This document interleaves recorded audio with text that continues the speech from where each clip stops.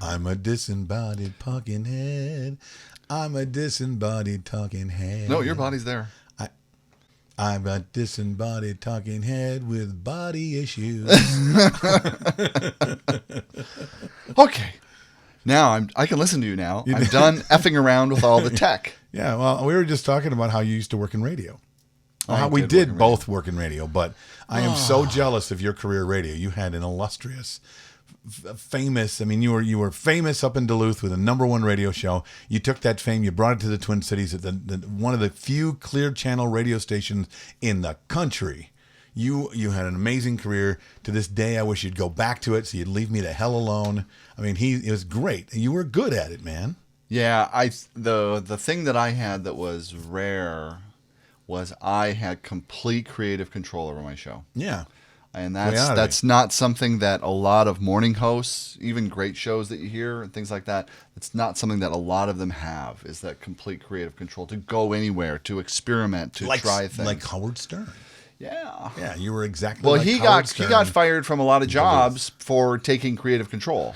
Right. You know, because they didn't like what he was doing or the direction that he was taking and things like that. And what made him a star wasn't that he was so shocking and controversial. That's not what made him a star. Agreed. It's other things, the way that he, well, I could tell you one of his secrets. And then was he going to be mad if you do? No. Okay, then I want to hear it. Tell or us. maybe. Nobody I listens. don't know. Nobody listens to this I should show be so anyway. lucky to make Howard Stern mad enough to actually call Jason Jones out for something he shared. That'd be kind of neat. Then if you're going to give a secret, give a really good one. He wears ladies' underwear. So Howard Stern, I picked this up in a radio training actually. Okay. That I listened to, and they were talking about like Howard Stern of every morning host had the longest time spent listening. Now in the radio business, if you're not familiar, one of the things that you're measured on is the time that listeners spend listening to your show. If somebody just checks in for 2 minutes and then gets out, that's not nearly as valuable, nor is that as valuable to advertisers as somebody that like checks in and then doesn't check out till 3 hours later. Right. That is remarkable. But at the time that Stern was doing it, the time that people listened was really more like 10 to 15 minutes, and those are the big stars. Well, no, I mean, Howard Stern would hold somebody like for an hour, 2 hours. That's what I'm saying. That sort of thing. Before that, though, it was remarkable. The measure of the great stars in radio. radio. It was like 10, 15, 20 minutes. Yeah, exactly. So when he was holding people for an hour and a half, 2 hours, 3 hours, they didn't know what to do with themselves. Yep. And so it was like, so how is he doing this? How is he doing this? And it's kind of a mind trick, really. Svengali. Because the mind hates to be incomplete. All right, the mind wants to have a thought be done with. Quit holding on to something. Be complete. I got that. Now we can move on. It's like telling a story and telling a story, and then it's like those shows my wife watches on HGTV. Well, she knows how they're going to end every single time, but then they go to commercial. Did I tell you that David Guetta left a voicemail on my cell phone? What? Yeah. Like the weirdest thing, like why would he call me? I thought, why would he, and how does he even know me? You know what I mean? Like, I mean, I haven't really done much. I mean, you're more well known in the industry than I am. No, seriously. No, it's true. It's true. It's true. It's true. It's true. And I'm okay with it. So, you know, why would he call me? I don't even have a big audience. I mean, sure, I did some DJ and TV stuff. We've got this show, but I mean, it's such a microcosm. All of my questions just came out of your mouth. Let me know why. Yeah, no, I mean, it's just really, really crazy. So, and I'll tell you later. But right now, I want to just keep talking about Howard Stern and just finish that story. Right. Then it's the Stern thing. It's important to finish what you started. That's really crazy, isn't it? Because people want to have that ending. Yeah, right. They want to know. They want to be complete. They want to know what it is or just what happened. If we do this and keep doing this, we might have the longest show we've ever had with people actually listening. Well, you know, because it was a really short message that David left. It was, it was like 2 minutes, but I couldn't 2 minutes. I couldn't believe. Well, yeah, because he had to share this whole big story. We'll tell the story. Yeah, tell it. So, well, I'll tell you the story. I'll tell you what it was, because it was it's really cool, and it could possibly, maybe change my life, but I don't know. We'll have to see kind of really what happens. But first, you had a story that you were going to tell about my story. This video, right? Well, there was this. Yeah, well, yes, of course. I'm sorry. See how good I am at this? This is why you're so much better at radio. Of course. I've got this thing I wanted to share today that I found on YouTube about, it was at an EDM concert, not an EDC EDM conference this year. And Z-Trip, DJ Z-Trip was up on stage, and I think he was moderating this EDM panel. And, this is what they had to say at this conference. Okay. Well, let's just roll the tape, shall we? Welcome to the Bill and Jason Show. I'm Bill. That's Jason. And this is that conference. You want to see somebody give a little bit different, and you want that experience to be different. Like, I saw them here, and I got to experience this, and they're like, oh, I saw them here, and I got to experience that, and they're two different things versus, it's the same kind of thing. Because after a while, it's completely dependent on the genre, and I think that's the one missing piece. I grew up, I don't know how to DJ. I don't know how to mix. I don't know how to beat match. I just learned how to use CDJs. Sure. But I was the kid in the dorm room in that new Zac Efron movie who just wanted to play the sounds. Like, that's my story. Sure. And I have, I've watched an Instagram video of TJR going nuts on CDJs. I'm like, whoa, I wish I could do that. But I really do think it's dependent on the genre. I think it's the room that you're in. It's the performer that you expect to see. And my sets are almost entirely pre-planned for festival sets. I'm happy admitting that. When I'm in a club and I'm playing a 2-hour set, I'm mixing in different things. I'm mixing in acapellas because I'm DJing in Ableton and I don't have to beat match, so I can just click buttons. But the truth is, for the hour set that I'm going to perform at EDC, that set isn't the hour that I'm putting in the work when I'm playing it. It's the 5 days of work that I'm putting in, thinking about what to mix in, what's going to work in what key, what acapella am I going to put over the new Martin Garrix record that he just sent me that I love. That's where the work goes in. And so I think it's really dependent on the genre. If you're a hip-hop DJ or you're doing like live beats and live sounds, it's all about doing it live, because otherwise, what's the point? You're standing there. For me, it's... Hang on. What you said right there. It's all about live doing it. What's the point? Or else you're just standing there. You're right. See, that's something that's very crucial. And I agree that the pre-production goes into a set. You want it to come off, it's like washing a car. You want to make sure you hit every point and present it as such. I'm saying that you can still do that and still factor in a little bit of time to go off the track a little bit. As you should. That's it. That's all I'm saying. Like, don't abandon your whole thing, because that would be stupid. But David Copperfield doesn't improvise when he's doing a new show every single night, and that's the beauty of a performance. So it goes both ways, right? Like, I think... Look at bands. Look at Beyonce. She tours a whole year with the exact same... We're not Beyonce or David Copperfield, because we're DJs. Woo! Okay. So that's very interesting that I found that. You got a stage full of people in an industry that's gotten huge, the EDM music industry. Right. And two very different ideas about what they should be doing and who's better at it, and who... what it is and what it isn't. Well, it's interesting because that's the industry that's producing stars. I mean, even for to credit those in the mobile wedding DJ industry or in I don't know, in that sector, right, has not produced any stars. I mean, it's still performance, but it hasn't produced any stars. We could point at some people that are known within our industry, or that they within the, but still like really within the industry. It's not like you ask outside of that. It's like, who? Yeah. What? But when you ask about Avicii, when you ask about David Guetta, it's a national name that people who are not in the industry, the fans know. They are national. So I know what you're saying. Right. And that and even and that whole panel has a degree of stardom in terms of like a critical mass of fan base. Right. And to have one of them go like, we're not Beyonce, we're DJs. What is he saying when he's saying that? Right. I mean, what is he really? What does that mean? I mean, this isn't. We're going to talk about this, but I really want to know this from the people who listen to the show too. Like when we say, "Oh, well, we're not like Beyonce. We're not like a Taylor Swift concert. We're not like that." What does that mean? We're not like that. What part of that are we not like when DJs go and perform? Or is it part of putting sets together and you're putting music together to create an experience to create a show? What is it? What do you think he's referring to when he says that? I think the deeper worry for me is that it almost sounds like we're not that. We could never be that. We're just almost. He almost left out the word "we're just." Yeah.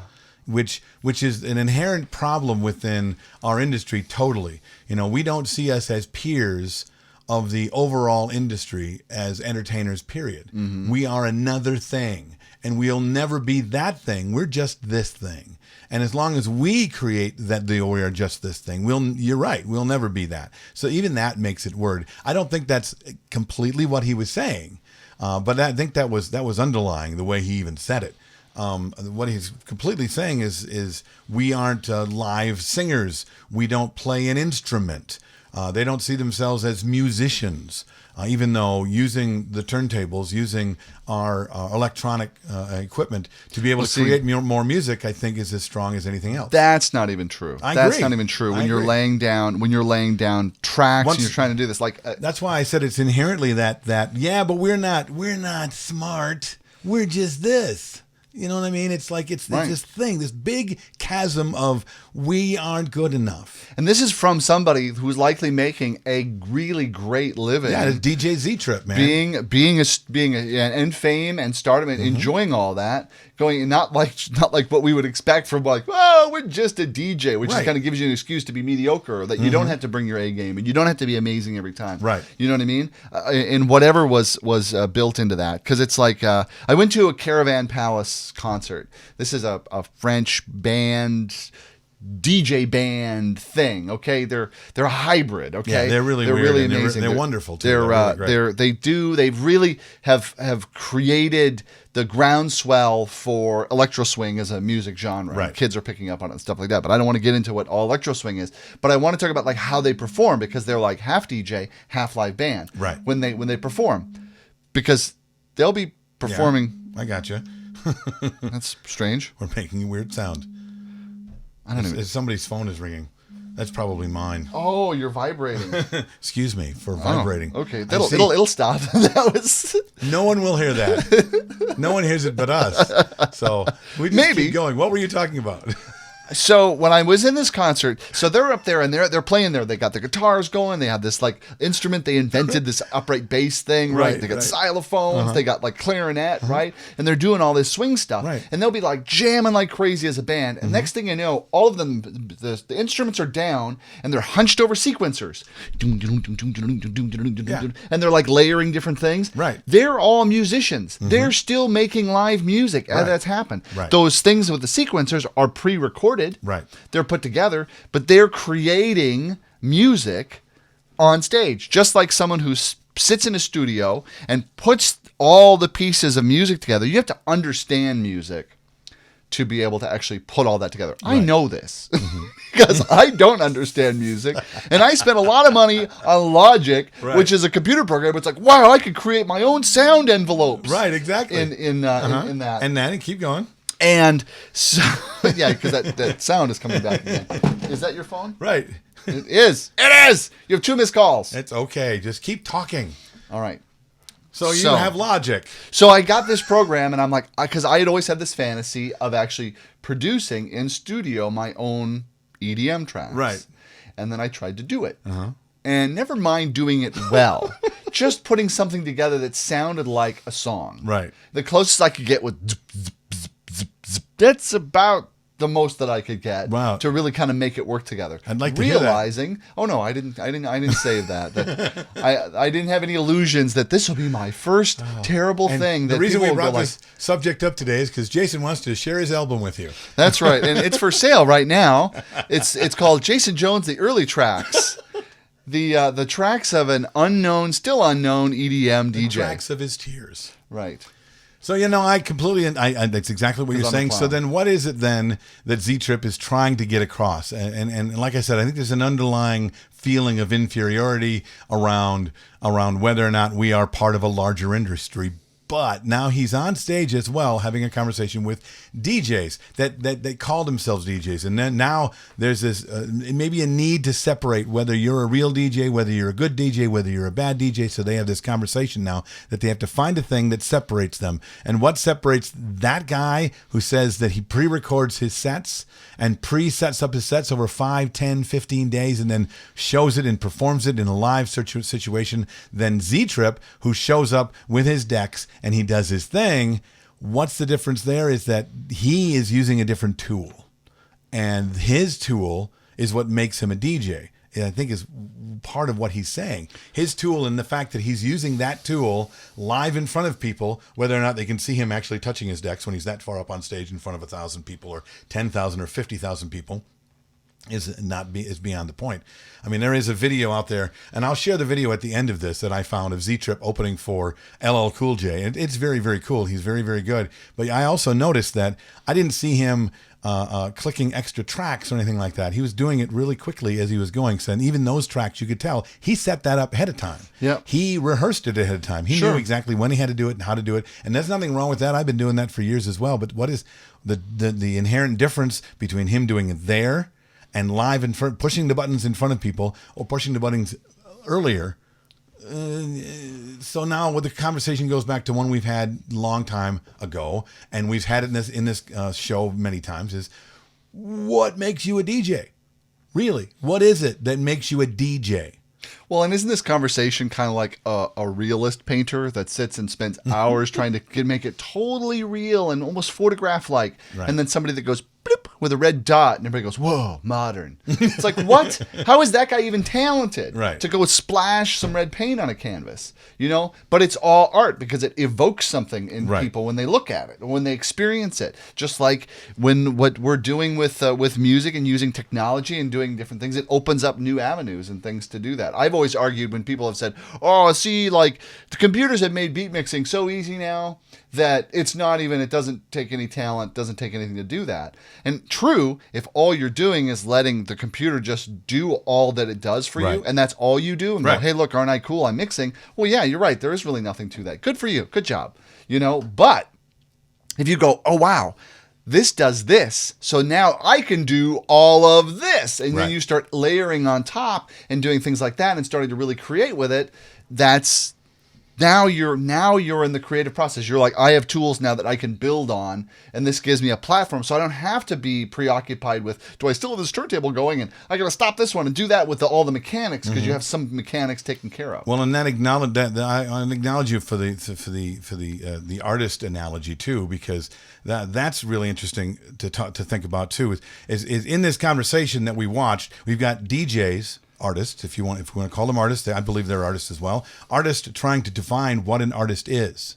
So who defines that? If you're a painter, who defines whether or not you're an artist? Other painters, or is it your audience? So same thing.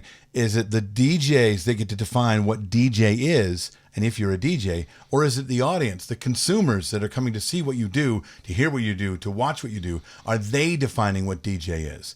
I thought that's a longer conversation too. We could talk for hours about it. I mean, how many people that when you tell them you're a DJ say, oh, wow, what radio station? Mm-hmm. Okay, they have already defined what that is. That definition is changing now with computers, with iPods, when everybody takes out their phone and says, oh yeah, look at me, I'm a DJ, I'm a photographer, I'm all of those things. So there's a definition that's being created. So who's trying to frame that? DJs are trying to frame that definition all the time. Painters are always trying to, musicians, actors, artists are always trying to define the definition of what they do, when the truth of it is, I believe, it's the audience that defines it. When you have to tell somebody what you do for a living, you have to come up with a word. But the definition of really what you do really comes from the people who consume the art that you create. Mm-hmm. See that? I'm smart sometimes on the show. It's true. And if you think that's smart, or Jason's smart, or you have your own idea of what this all means, we want to know what you think. So go to the comments at the bottom of this video. Tell us what you want to know.